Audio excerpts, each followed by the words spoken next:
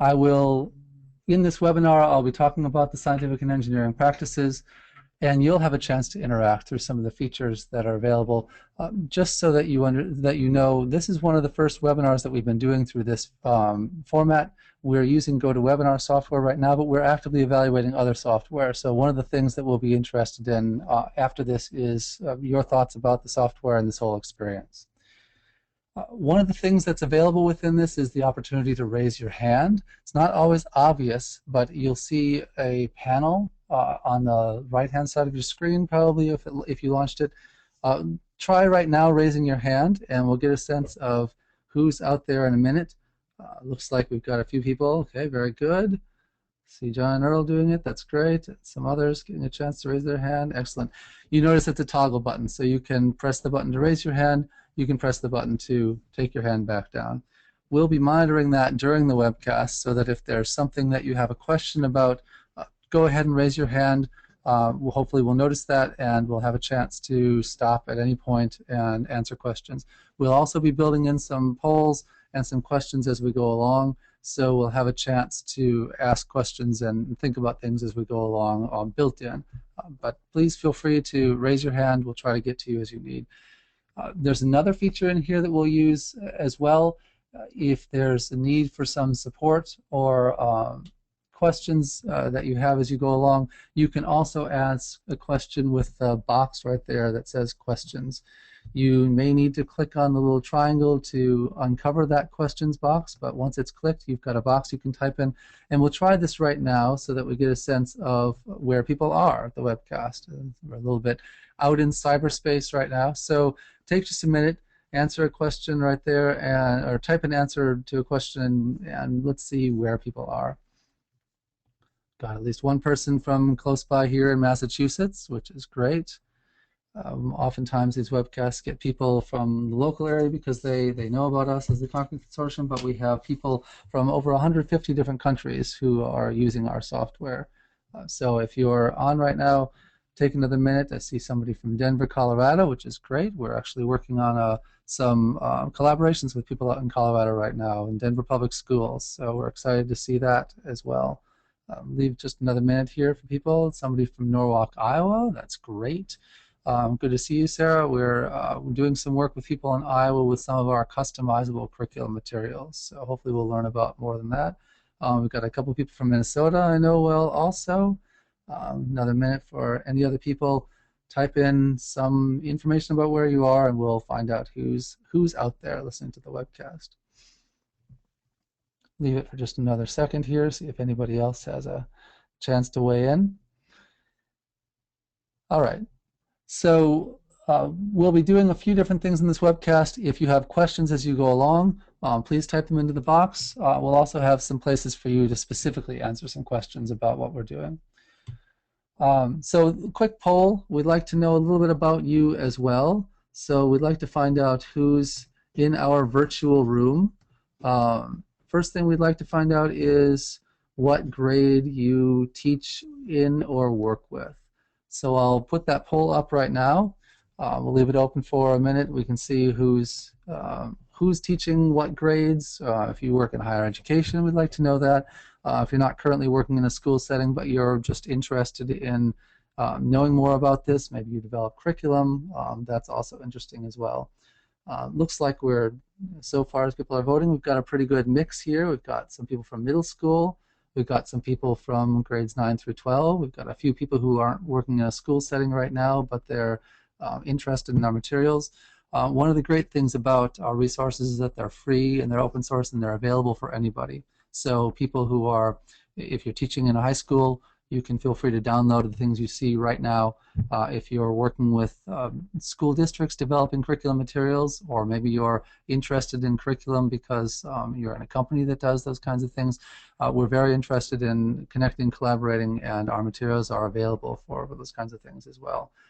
Leave this open for just another few seconds to see if anybody else has a vote. We've got a pretty even mix for middle school and high school here in terms of people who are teaching, and that's great.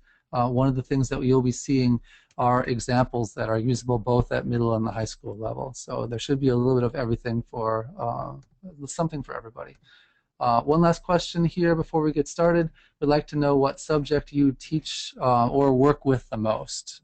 So another quick poll on, do you work with physical science more, life science? Sometimes at middle school these blend more. So maybe you work with chemistry. You'll have to answer that in physical science right now. But we'll try to find a category that works. We've got a few people voting here. Looks like we've got some people interested in physical science. We'll have some examples that specifically look at physical science, even some engineering examples that can be applied to physical science topics as well. Give another 30 seconds for other people to vote. We've got some people teaching life science, which is great.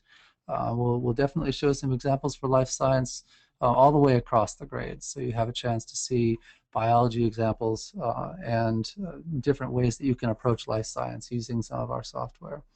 I'll leave this open for just another 15-20 seconds for people to finish voting. Give us a chance to know what you're teaching: life science, physical science, earth science, mathematics. Okay. It's great to see so many people here and interested in these topics. We're always interested in seeing who teaches what, and also interested in knowing what things you're interested in seeing more of. So as we go through this, please remember those things. We'll be sending out a survey following the webinar and asking for information about the kinds of things that you would like to teach in your classes. Maybe you're inspired by some of the things that you've seen. So it looks like we've got some engineering teachers as well, and definitely some physical science teachers, which is great. I'll show some things for everybody. We've got some life science teachers. It turned out there are a lot of life science examples in this, so you'll see a little bit of everything. So just to get started, let's think about what's going on right now. If you're a teacher in the classroom, if you're thinking about technology in general, you know that we're in a very transitional period. There's a lot going on. There are many different resources out there. There are many changes going on in technology, and it seems like a whirlwind. As a teacher, sometimes your job is very difficult. You've got to go out, you've got to look for things, you have to find the best things and grab them out of that whirlwind, pull them in for your students, and find the ways, the opportunities, and the chances to make them most successful. If you're a teacher, you know that finding opportunities and seizing them can be a perilous thing. Technology can be good, but it can also leave you hanging out there, and you're not necessarily sure what you're getting into when you deal with technology. Sometimes it looks like some resources are very appropriate for addressing a certain topic or for thinking about some complex ideas like the science and engineering practices, but when you really get into it, it turns out that maybe they didn't hold up as much as they seemed like they would.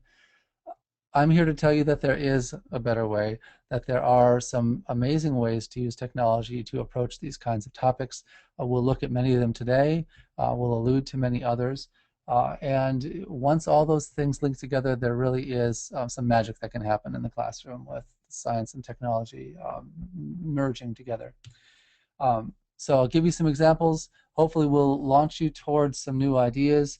And we'll get some ideas from you about ways that you might want to use these things in your classroom. I'd like to start right off with an example. There's an IR, this is a thermal camera, we call it, or infrared camera. It's something that's a neat device that we've been using. We think it's kind of like a microscope in many classrooms.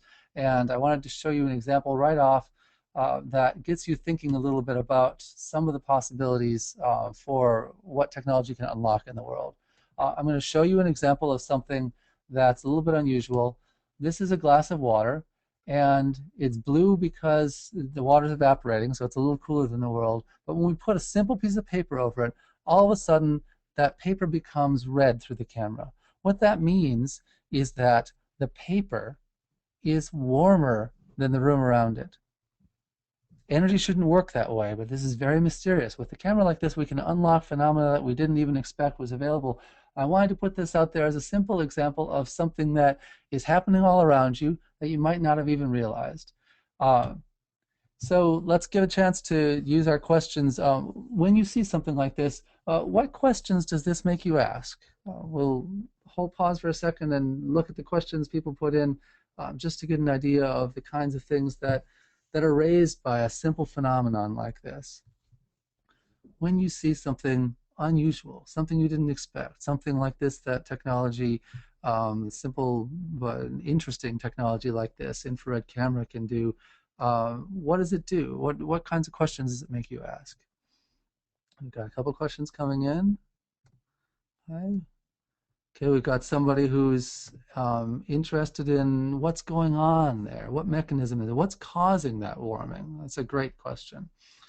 We have another person who's wondering about the standards. How can we take something like this and bring it forward and link it to the standards? Somebody else is asking, is the thermal energy that's leaving the water transferring to the paper? That's a great question. Right? That's a wonderful way of thinking about this phenomenon. Even through something as simple as this, you can start to see that a variety of questions come up, and we're able to look at this glass of water in a brand new way. A little bit later on, I'll make sure I answer this question, but I wanted to identify what we're doing and then give you a sense of the fact that you were already doing something about the science and engineering practices right there that you may not have realized. I'm going to split this webinar up today into 3 parts. I'll start with an overview and a background of what questions we're interested in and the kinds of things that the scientific and engineering practices say in general. I'll give some specific examples of the practices in the meat of the webinar. And then I'll leave some room to put these into action and a place for your questions at the end and throughout.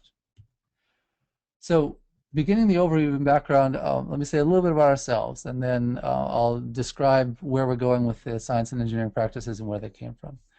The Concord Consortium is a nonprofit organization located in Concord, Massachusetts. We're a small group of about 34 people. We're creative types ranging from scientists to engineers to software developers, and we design tools, software, and activities that help make the scientific world explorable. So we look at questions about how you can think about things anew using technology in new ways. All of our work, as I said, is open source. It's free. It's available for anybody to use. The things that you see are available on our website through our activity finder, and we hope that you do go and use any of these and many, many more that we may not have time to show. The things that we're talking about today have to do with the next generation science standards. I'm sure many people out there who are teaching class right now think about the standards very frequently, especially the Common Core for math and English. The next generation science standards are being developed right now by Achieve. They should be out in the fall and the winter into next year, and they will be the standards that help drive what most states think about for science and engineering going forward. So they're important things. They'll have a lot of bearing on the way that we approach these topics in the future. And one of the most interesting things about the next generation science standards is that they're based on a document from the National Research Council that thought long and hard about what science education should look like in the 21st century. Specifically, they broke it down into 3 different parts. We'll talk about one of those parts in particular today, which is the scientific and engineering practices. There are a couple other parts that have to do with the cross-cutting concepts and the content itself. But the scientific and engineering practices are the meat of what happens in science, what it means to do science. And I think they're broken down very well. And they're things that are probably going on in your classroom all the time. They have to do, there are 8 of them. We'll only look at 4 of those today. The practices have to do with asking questions, defining problems, developing using models, carrying out investigations, analyzing the data that comes from them, thinking in a mathematical or computational way, constructing explanations and designing solutions, engaging in argument using evidence from the world, and obtaining and communicating information. These are oftentimes many of the skills that go into what we talk about as science inquiry. That word has a lot of meanings. So the group that was designing these standards and the framework preferred to break it down into practices that underlie all of what science is as a way of describing in more detail what it looks like to do science. So just a chance for a quick poll. What are the kinds of things of these practices that are most interesting to you? We'll get a chance to talk about a few of these. These are all ones that we'll be spending some time on today. Um, and I'll spend more or less time depending upon the things that people are most interested in. Got a few people who are interested in developing and using models. That's definitely something we'll spend a decent amount of time on in this webinar because we have some great examples of how to use those. Some people are interested in constructing explanations. That's great. We'll have a chance to see what's so important about constructing explanations. 40% of people are interested in designing solutions. That's something that has to do specifically with engineering. And one of the things I like the most about the new frameworks and the next generation science standards is that they've directly included engineering alongside science in the ways that they treat the topics. We'll get a chance to see some examples of how you can use technology to help think about design in new ways. So it looks like there's an interest in all of these things. People have a high interest in developing and using models, which is great because that's something that we'll spend a decent amount of time on so that you see some different examples of how that can be done. All right, I'll close that poll and we'll move on to looking at some specific examples of these practices. So the first one we already did, but I wanted to make sure we acknowledged it. Asking questions is something that comes very naturally to us and to students, but it's actually something that needs to be thought about a little bit carefully as we describe the way science is done. Asking questions is essential to developing these habits of mind that are really important in science, and it's something we do all the time. Questions are actually important in both science and engineering. In science, they're important for looking at how we think about the world and starting to find ways to examine it. In engineering, those questions are important because they're questions about how you want to make a practical solution, questions about how you can reach something within constraints. Students need to be able to ask scientific questions that can be investigated. So there are some questions that are scientific, there are some that are non-scientific, and one of the things that is important is helping students distinguish between those. So some of the questions we asked about the heating, the paper that heated up, were scientific questions we could investigate in further ways. It turns out, by the way, that in that example we talked about, it's the high energy molecules that are evaporating from the water that carry that energy with them and then get deposited on the paper. And you're seeing a 15 molecule thick layer of water and the effects of that thermal energy that's carried from the water across to the paper.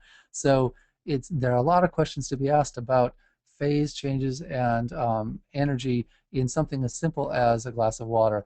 And the questions that start out simple oftentimes end up very complex and very important. So asking questions is a simple practice that we do all the time, but it's one of these critical scientific practices. Another one of the scientific practices that's very important and where technology can really play a role is in this idea of models. Developing and using models are important. When we're talking about models here, we're talking about what we call conceptual models, not mental models, which is what are in a student's mind, but what are the ways that we can represent phenomena in such a way that we can think about it differently, understand it better, talk about it, describe it, investigate it, etc. Models are always have some analogy to the phenomena they represent, and there are many different kinds of models. So some of these are things that don't need to involve any technology at all. Drawings, physical models you can build with, who knows, what, styrofoam balls or paper or cardboard. All of those things are still models that exist. Mathematical equations are models, examples of representing our world in a way that's quantifiable. Many concepts are modeled often best through simulation, and those are the ones that I want to spend some time looking at and thinking about tonight when we talk about models, because in particular there are things that technology treats well that are hard to deal with in the classroom otherwise. Things that are too fast or too slow, too big, too small, too abstract to deal with are places where models and simulations using technology can really shine. One of the things that students should be able to do with models is to represent and explain phenomena with multiple types of models. So for example, if we're looking at a molecule, we should be able to see both the underlying molecule and the charge layer. We can view different representations of this, and we can use those representations as it's most appropriate to help think about the different effects that some phenomenon produces. In this example, we're trying to understand the surface of a protein and the charges of the atoms underneath. And we're giving students an opportunity to investigate this by choosing different representations and thinking about how they might use those representations to explain the phenomena that they're seeing. Another thing students should be able to do is use simulations as a tool for investigating different aspects of a system. One example in chemistry and biology is diffusion. And osmosis, we often learn simple rule as students or even educators to learn that molecules move from high concentration to low concentration. It turns out that that's maybe not surprisingly, a very simplistic way of looking at it that can cause problems for students in thinking about it. They may think that things move from high concentration to low concentration and stop. They may think that things don't move from low to high. Here I highlighted the molecules in low concentration and let them run in this molecular simulation using Molecular Workbench. And you can see right here that a number of these actually moved over to the high concentration. So indeed, things are moving both ways. You can see that this is a dynamic process that's moving in one direction or another, and that with the graphs, you can see that it kind of settles out. We can also let students think more deeply about this as they investigate aspects of this system by letting them take a snapshot of this. And we do this within our Molecular Workbench to use that snapshot itself and annotations on that snapshot as an answer to a question. So students can use an image to answer a question about something that's very visual. The tools like that and models themselves enable students to investigate things that you could never deal with otherwise. It's very hard to lecture about atoms and molecules, but using models and simulations, we can bring out many different dynamic aspects of that kind of a system. Another example is one in our evolution work. So we've got software that helps students as early as 4th grade understand the principles behind evolution through natural selection. And this is a great way to help students investigate different aspects of a system that might otherwise be too complex to look at through lecture or labs in a class. Happens over too long a period of time. Variation is complicated. You can see here we grew 3 different flowers in different light conditions. And some of them grew with bigger leaves in one light and smaller leaves in another light condition. As we let them grow this with some variation and let the seasons pass, in another example of this model, we can give students the understanding that there is variation, and that variation over time leads to a natural distribution in the ways that these flowers are produced. So over multiple exposures with the model, we can let students investigate aspects of a system, look at that in more depth, and then start to apply that to important new knowledge. So as we move forward in that and give one more example of this, we can look at a mountain range that has different environmental conditions on the 2 sides of the mountain range. And we can let students use their understanding about the variation that occurs within these plants to think about what happens when the environment changes. So we're growing a mountain range here, and we can see that it's darker on one side and lighter on another. And as a result, the plants that thrive most, and there are little variations in the seeds that get dropped, are different on one side than they are on another. You can see that there's one population of plants on one side that has a large number of flowers, and another that has large leaves, others that have small leaves. And those are that change in 2 different populations that's created because we have a change in the environmental conditions. Again, this is a way that students can use models and simulations in a very appropriate way to investigate aspects of a system that might be very complex to understand otherwise. Not readily visible to the eye when you're looking at the environment, for example, but something that we can bring out. In one last example, let's think about engineering for a moment. Students thinking about engineering need to use models in a slightly different way. Students need to be able to make and use models to test a design, to compare the effectiveness of different design solutions. We have some engineering software we're using with the Solar House project, and I'll show you some other examples of it in a little while, that lets students investigate models of a house and look at their thermal properties. So here we're shining the sun in on this model, and we're looking at how different parts heat up with the sun and with a heater. We can change conditions about this, and we can investigate how this design might do under different conditions. So if the sun's coming in from a different direction, how does that change what happens on one side? How does it cool down? How does it heat up? Can we make optimal solutions for one thing or another? Test those optimal solutions out so that we know, using technology, using models, that they are optimal solutions for one thing or another, and compare their effectiveness. It's a fast way to look at different designs or to consider aspects of a design that might be difficult to examine otherwise, or time or resource consuming to examine otherwise. It's hard to build 7 different houses. It's hard to find the right conditions. We can do that easily with a model or a simulation. Another example deals with planning and carrying out investigations. So this is something that's critical to all of science. It's something that happens relatively frequently in science itself, but maybe not as frequently in the classroom. Scientists and engineers explore the world because they need to test out their theories and explanations. They need to figure out if an idea actually works across multiple situations and is then generalizable. In order to test models that should have some power to explain, we need to do planned investigations. These need to identify relevant variables. They need to consider how those variables might be measured.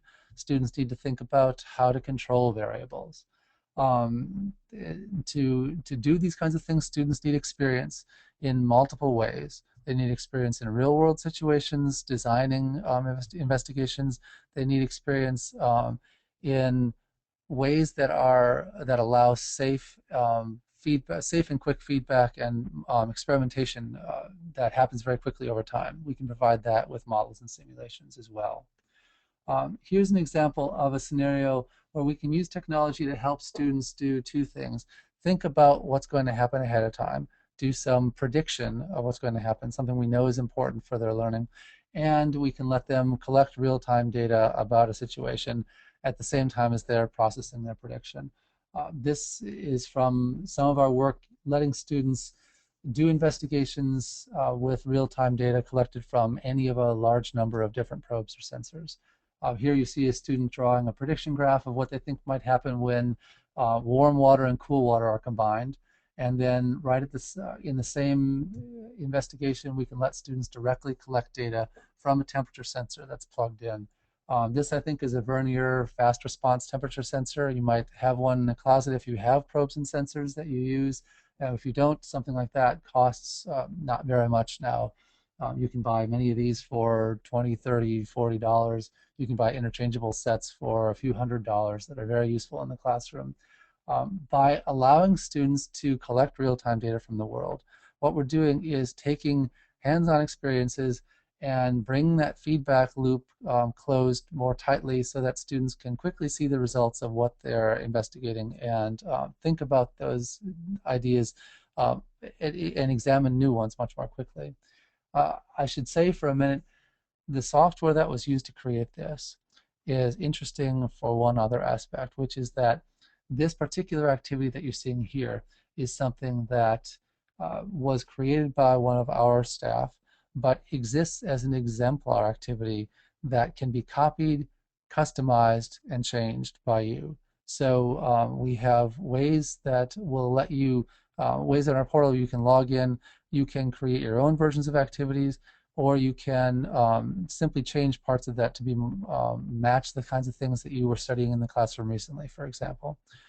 If you want students to plan and carry out investigations, one thing that you could do with software like this is to let students examine a situation and think about the ways that they might create those situations, and then work with their ideas to make some custom examples of data collection and use those examples in class so that students are able to bring their own ideas to the table, plan those investigations, and then carry them out using technology. I'm going to show one more example, and then I'm going to take a break for some questions for you to think about how students might carry out some investigations, in this case using models.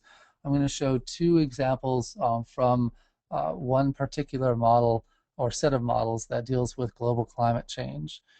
This model has a lot of different things that can be changed, and as you look at these, think about the kinds of things that you might ask students to do, or that students might think about doing to investigate or carry out an investigation using a model like this. There are various things that can be changed in this, and I'll give you a quick tour of it right here. You can follow a packet of energy as it goes up and down in this. You can see that one was absorbed in the ocean as heat energy and then re-emitted as an infrared packet of energy. You can also follow greenhouse gas in this model, so you can see what happens to that greenhouse gas. It bounces off the top of the atmosphere, stays there, and might get absorbed. I'm turning up the speed here for a minute so that you can see the effects of changing some parts of this. As I change the temperature, for example, if I increase the temperature of the water, you can see that the temperature of the carbon dioxide, the amount of carbon dioxide in the air increases, the amount of carbon dioxide in the ocean decreases. This is a model made by NetLogo software, by our partners at Northwestern. We're collaborating on some different projects with them, and we love using this software to model many different phenomena in the world because of its flexibility. If we think a little bit more about what we can do to examine global climate change, let's look at an example where we're changing some other aspects of what's important. Climate change is complex because there are so many things that go into determining global climate. And so we need to tease those parts out by looking at models that have multiple different facets that can be turned on or off or changed to examine those aspects. As I run this here, it's running quickly so that we can see these effects happening relatively quickly. If I increase the ice cover to 100%, you can see the temperature drops very quickly.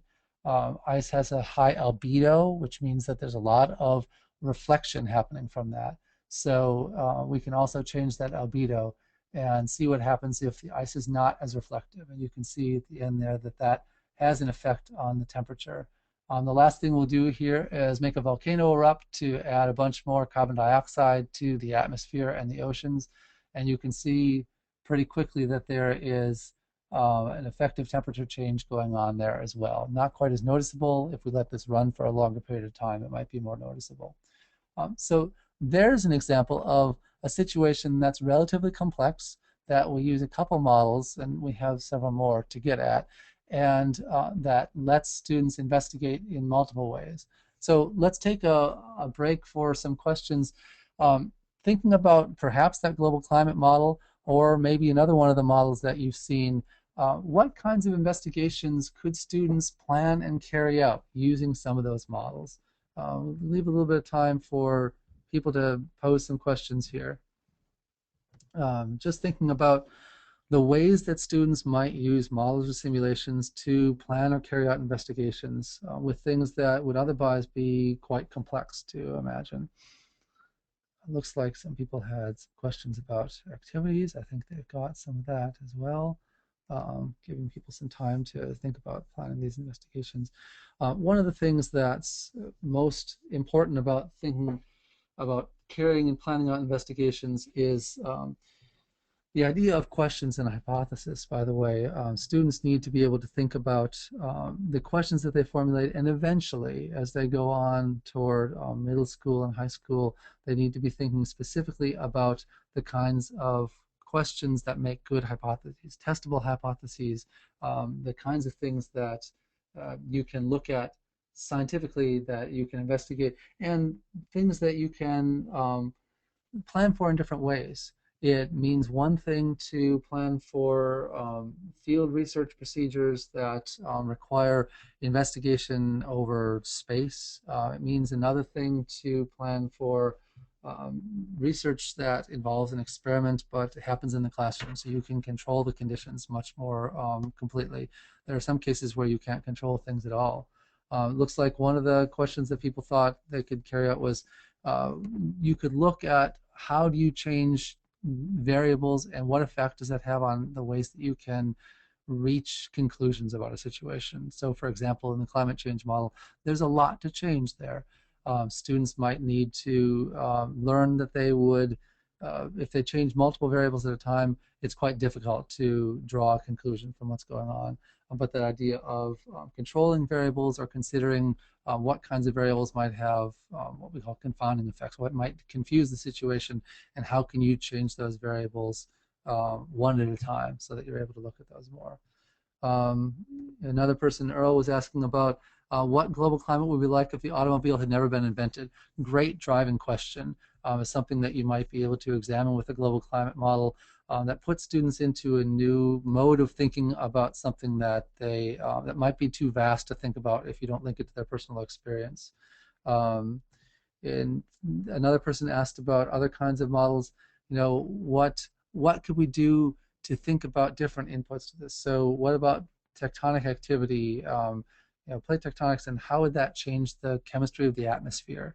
You know, a great question that you could investigate by using that simple eruption model, but also by looking at the kinds of things that happen with multiple effects. So, you know, is an eruption more important than the ice cover?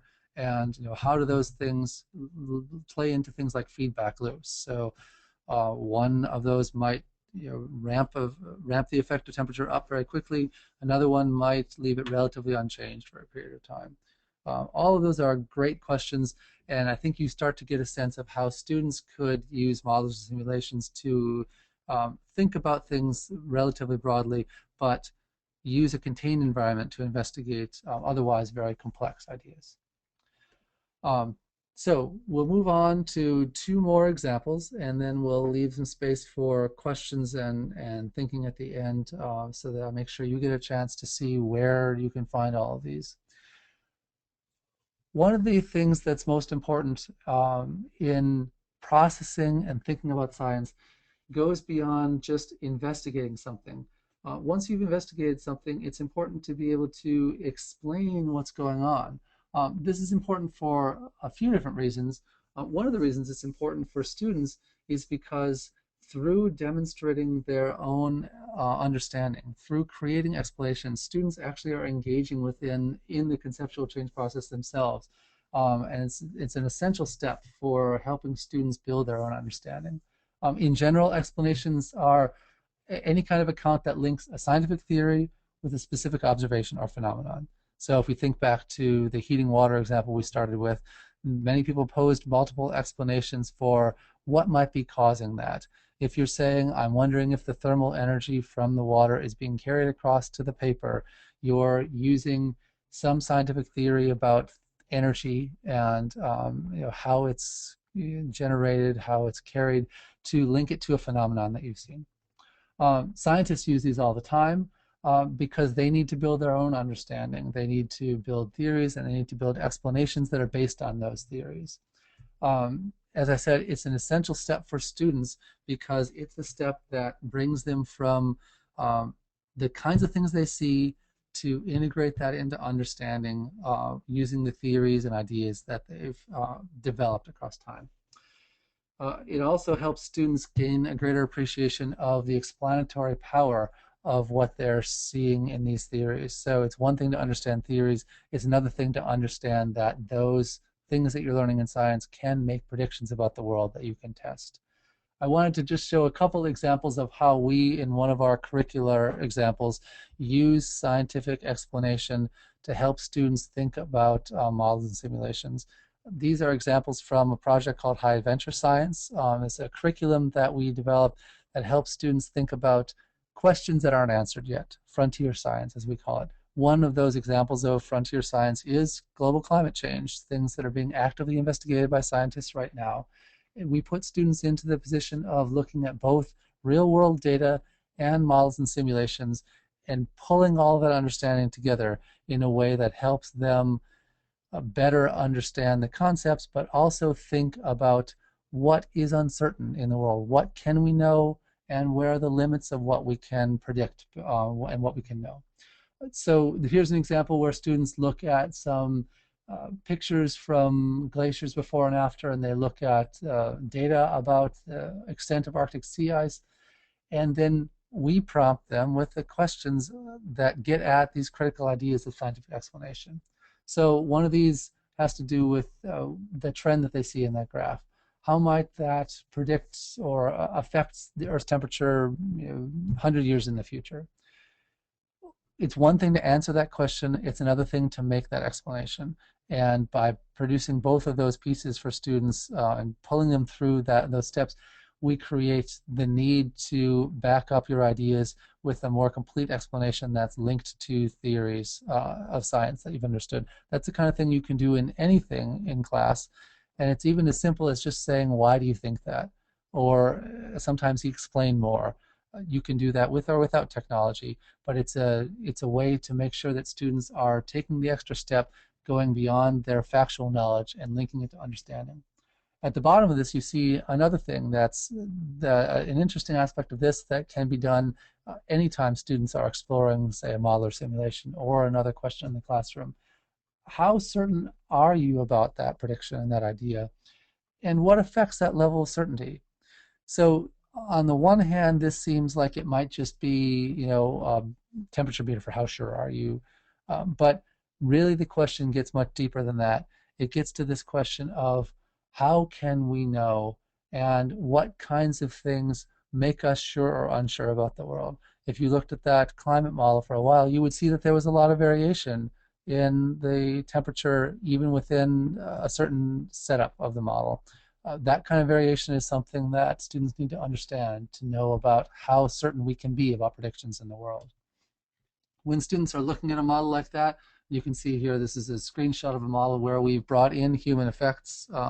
I think Earl was asking about what happened if the automobile was never invented. Somebody else was asking about human impact. Here's an example of bringing a factory into the situation and thinking about human impacts together with other impacts like the albedo of sea ice. This is a case where we asked a specific question about how students needed to change a model in order to get certain effects. And we asked a question, but then we pull out the explanation piece again. So how much did you need to change in this model in order to make a certain effect, to reduce the temperature? So this is an example of prompting students with a question kind of like the ones that we posed, so that they've got an investigation they can carry out, and then going that extra step beyond to say, once you've figured something out, once you think you've reached a conclusion, can you talk about why that happened? What were the outcomes that occurred? What experiments did you create? What kinds of connections are there between the scientific ideas that we've understood and the specific outcomes you saw in that model? I like this idea of explanations both because it's so easy and because it's so critical for helping students understand the ways that mathematics, scientific explanations, ideas can explain any kind of phenomena around them. Because what we really want, whether they're moving on to a career as a bench scientist or whether they're somebody who takes your science class as their last class, but then goes into the voting booth, is that we want them to be demanding those kinds of explanations in the world all the time of the things that they're seeing. So the last piece that I want to spend a little bit of time on is this question of designing solutions. This gets into engineering. I know that we have at least one or two people out there who are thinking about engineering very regularly. And I'd like to take a quick poll, even if you're not teaching engineering, to get a sense of how people have brought engineering or design projects into their classroom. These are things you can do, you may do in a specific engineering class, but I know that when I was a science teacher, did many things that brought the science concepts to life in a different way, so that students were designing a trebuchet in my physics class, or thinking about the design of some particular solution that might be applying their science concepts in a new way. It looks like we've got some people who do several each year. Looks like there are some who haven't done many, but they're considering how that might affect their classes. As we think more about the next generation science standards, as people talk much more about STEM, which to some people means integrating these ideas. To some people it means just thinking about engineering along with technology, along with mathematics. This question of what does it mean to design things and what is unique in that question of design will become more and more relevant to all classrooms for where we teach science and engineering. So it looks like we've got a number of people who have voted here. I'll leave this open for just a little bit longer. And we've got a pretty good mix of people, it seems. Some of them try them regularly. It doesn't seem like anybody is doing no design or engineering. So you can see we've got, at least half of you out there are trying several of these each year. A third of you have tried them some. Some of you are considering it. So I think you'll see some examples here of how one particular piece of curriculum or product that we're using applies principles of technology to help students think about design. And maybe we'll spend a little bit of time in the questions thinking about other design projects people have done that they see as useful. Just spend a second here thinking about why designing solutions is important and what makes it different. It's very related to constructing explanations, actually. But in engineering, the goal is a design. It's not an explanation. So scientists search for explanations. Engineers search for some kind of design that meets their end goal. Developing designs have its own qualities to it. It's a very iterative process. It's also one that follows a systematic set of stages, but there are unique elements to it. When you're designing solutions, you're thinking very much about what are the constraints. What are the things that I can and can't do? Things like how many resources do I have? How big can this thing be? How much does it weigh? Or how much can it weigh? All those kinds of things go into this. The criteria that we need to satisfy. It needs to work for 500 people. It needs to be something that can be easily folded up and put into a backpack. All those go into this question of designing solutions. When you're thinking about the design, you need to develop a plan. It's something I often missed when I was doing design projects, but it's very important as a step in the process for students. You need to produce and test models and prototypes because you often can't do this with a real thing. And designing solutions through a process involves trying out many different things with different layers of prototypes or models. Students often also need to understand that when you're designing something, you're selecting among multiple features. So there are trade-offs to be made. There are choices that sometimes if you make a choice in one direction, you can't choose another direction, but there are benefits in either one, and you need to weigh those. And the idea of prototypes and models comes back in because this iterative process requires that in good solution design, you not only create a prototype, but you go back and you refine your design ideas based upon those results. One of the projects that I want to show some examples of is a project where we're using technology in a variety of ways to help students think about the design and engineering process. You've seen some examples of technology from this already.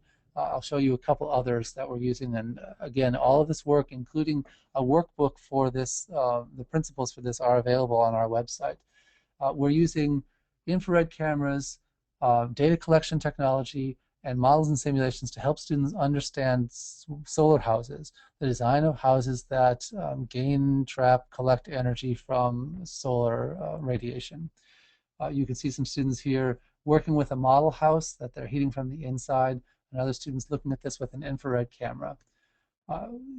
One of the ways that we do this is by using specific models or simulations to help students design prototypes in the virtual world and think about their attributes. So we can take away the ceiling, for example, and think about what's different about a house with a cathedral ceiling versus a house without. If you wanted to have a house that you could heat up best, which design would you choose and why? There are aesthetic considerations, there are design considerations there. So all of those need to get weighed as students think about the different aspects of that. We're also, oops, I'm going to jump back to that example for a second there and move past, because one of the things that's most interesting about this as well is that we can make quick changes and see the effects of those changes. So for example, we might be heating up something, we might want to think about what happens if we take that heater away. How quickly does this design cool down? If we change the windows, does that design cool down differently? What about if we make different changes to the design itself and think about heat loss? You may know if you've weatherized a house that getting rid of those small cracks around windows is very, very important. It's not always obvious why those cracks are so important, but once you start to look at a model or simulation like this, you're taking a prototype, you're making changes in that, and you're seeing why a solution that is completely sealed for air is so critical for stemming heat loss, for example. Once we've done that, then we want to move beyond looking in the two-dimensional virtual world to thinking about how to bring this into the real world. We have software we call Energy 3D, unlike Energy 2D that you just saw, that lets students design specific examples in 3 dimensions and then bring them into the real world. So you can see here there are 2 critical aspects to this. One is that we let you design this 3-dimensional house in the virtual world and think about what it means to have that design exist in the world. So you can very quickly design many different examples. You can test out different examples of what a window here does, what different properties of a wall might mean for the way you create that design.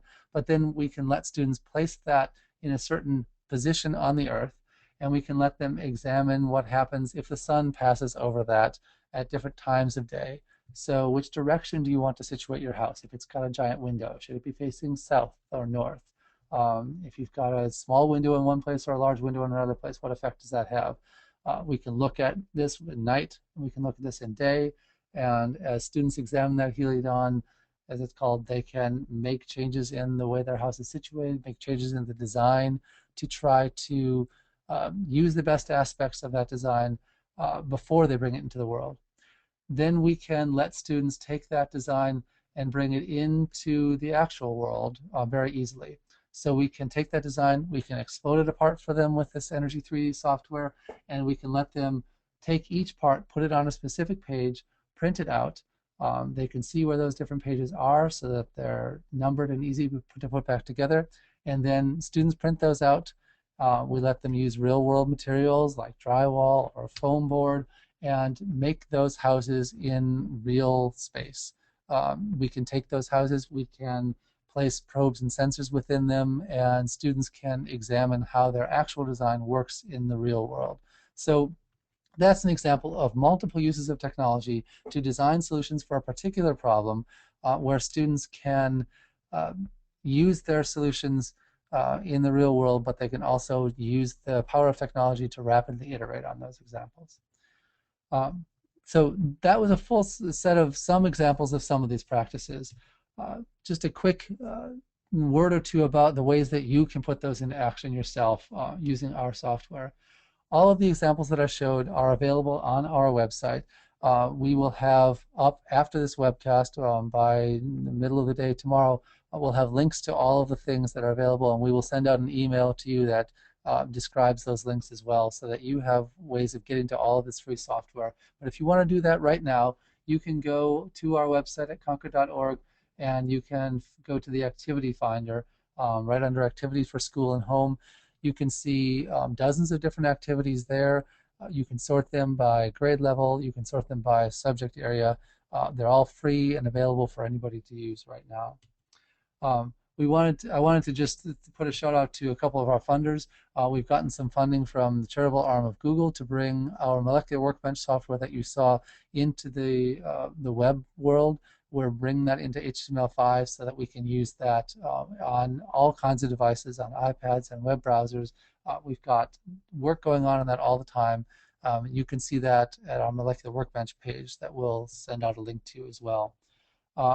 So as you know, you're looking for many different opportunities. They're hard to seize. It's perilous to find these sometimes, but I hope that you've seen a few different examples of ways that using technology can bring these scientific practices and engineering practices to life, and that you can bring them forward in your classroom in ways that you might not have thought about otherwise.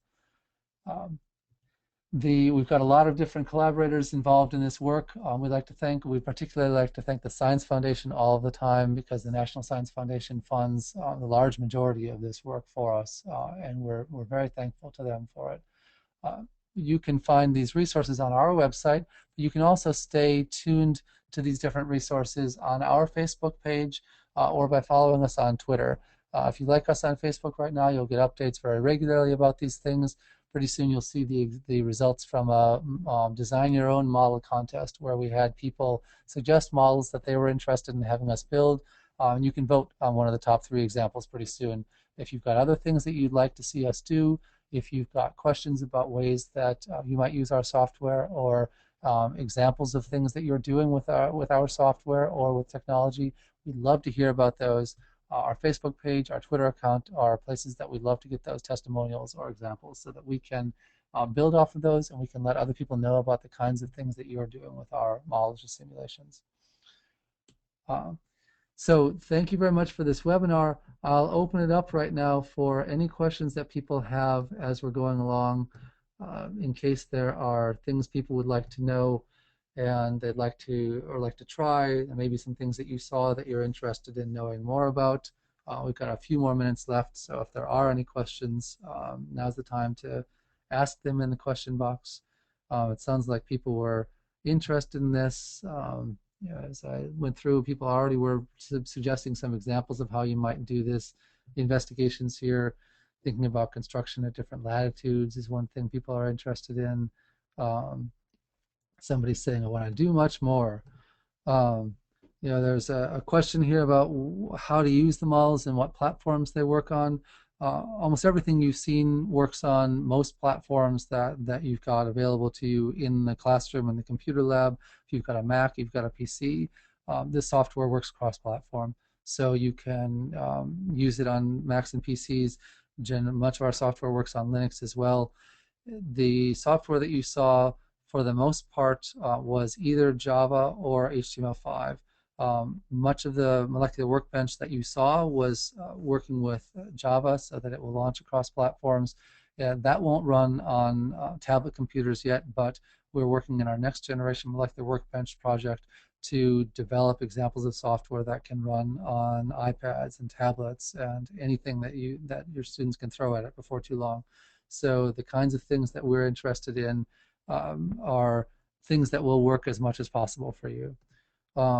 There's another question about using molecular workbench for middle school. The phase change is one thing that somebody out there mentions using already. There are many other things that people would like to see. We'd love to see examples of topics that you teach that you think molecular dynamics or these other models would be useful for. We're thinking all the time about different grade levels. In fact, we've even got a new grant to work with the ideas of what temperature means to kindergartners and first graders. So we're thinking down as low as that level. But in particular, middle school is an area where students are still holding their interest in science often, but we know that they can shut down in their interest in science before too long. So it's a critical time for capturing their interest. And models and simulations are the kinds of things that we think can unlock understanding for students in brand new ways. I'll leave it open for one more minute for any more questions that you have, but we'd like to let people know that, again, all the stuff that you see now is available on our website. It's something that we'd like to see you play with much more. If you're interested in this, you can also go to our website and subscribe to get either our newsletter or our e-news. We send out an e-news about every 6 weeks. We promise we don't spam you, but we send out interesting updates. And we have a full newsletter you can get either in print version or online as PDF, or both, that will let you learn more about the kinds of things that we're doing and hopefully spread that to your colleagues. We would like to have people thinking about these in new ways as much as possible. One last question that came out there. John's also interested in ideas in the works for robotics. We don't have particular projects right now that are working with robotics per se, but one of the things that we really like about robotics is that it's an into, I think, 2 different directions, both thinking about computational thinking in some ways, and we've got an interest in what that means for students to think computationally, to think about programming and engineering. And there are a lot of things out there with robotics that are combining this idea of probes and sensors with action in the world. So can you make a robot think about what it's sensing in the world, the light sensor or a temperature sensor or what have you, and use that to engage in certain actions. A lot of components obviously in engineering, lots of things in understanding of science as well, and particularly in design. So that's something we're interested in your ideas on as well. If there are more questions, more ideas that you have, more things you'd like to know, feel free to email us directly or post them on our Facebook page. We'd love to hear more from you. We thank you all for your time and your ideas here. And we hope to see you at our next webinar sometime in the future. If you subscribe, we'll make sure we let you know. Thanks a lot, and have a great afternoon or evening.